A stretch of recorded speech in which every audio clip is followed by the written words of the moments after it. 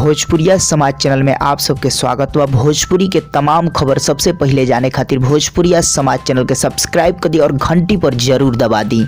जय भोजपुरिया समाज। जी हाँ भैया, अभी के रिपोर्ट में आप सबके बीच भोजपुरी के पावर स्टार पवन सिंह के पावरफुल फिल्म जौन अपकमिंग फिल्म बाटे, जौन फिल्म के नाम बा भैया घातक। जी हाँ भैया, घातक भोजपुरी फिल्म जौन की आप सबके बीच बहुत जल्द आल बा। काहे कि भैया आप सबको बता दी ये फिल्म के लगभग सारा काम कंप्लीट हो चुकल बा, यहाँ तक पोस्ट प्रोडक्शन के काम भी कंप्लीट हो चुकल बा 2-3 महीना पहले के। लेकिन आप सबके बीच बता दी कि भोजपुरिया पर्दा पर अभी तक शायद ये फिल्म रिलीज भी हो गई, लेकिन लॉकडाउन और सिनेमा घर के बंदी के कारण ये फिल्म पर्दा पर रिलीज ना भेले। लेकिन अब भैया आप सबके बीच बहुत जल्द भोजपुरिया पर्दा पर ये फिल्म देखे के मिली घातक। जी अब ये सबसे पहले हम बता दी कि आप सबके वीडियो में हम बतावल बनी ये घातक फिल्म के ऑफिशियल एचडी ट्रेलर यानी ऑफिशियल ट्रेलर कौना डेट के कितना बजे रिलीज होकर बा। ऐसे भैया सबसे पहले बता दी कि आप सबके 2 चैनल पे ये फिल्म के ट्रेलर देखे के मिली। लेकिन आप सबको बताएं उससे पहले जान ली कि ये फिल्म अगर स्टार कास्ट के बात के लिए तो पावर स्टार पवन सिंह, सहर अफसा, चांदनी सिंह और भैया बॉलीवुड फिल्म मेला के विलेन टीनू वर्मा बने। जी अभी एज ए विलेन के किरदार में ये फिल्म में भी।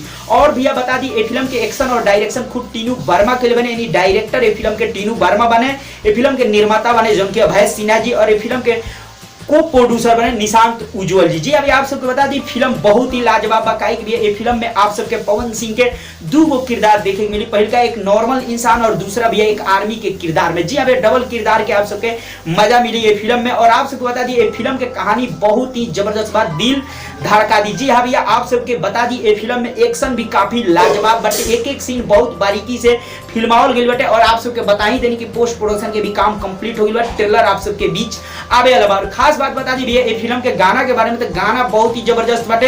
एक आप सबके ये फिल्म में होली के गाना देखे के मिली जौन पवन सिंह और चांदनी सिंह लाजवाब परफॉर्म करत नजर आई, जौन की ये फिल्म में ही आप सब देख पाए। लेकिन अभी फिलहाल आप सब देखना चाहते हैं ट्रेलर, जौन की इंतजार आप सबके बड़ा ही बेसब्री से और बहुत दिन से बनल रहा। तो भैया ट्रेलर के डेट आ चुकल बा। सबसे पहले आप सबके पहला चैनल के बात बताएं जौन की entertain music Bhojpuri YouTube channel के माध्यम से ये फिल्म के ट्रेलर आल बा, जौन की कल 4 जुलाई के जौन की सुबह 7 AM यानी 7 बजे आप सबके बीच ये चैनल पर घातक फिल्म के ऑफिशियल ट्रेलर देखे के मिल जाए कल 4 जुलाई के।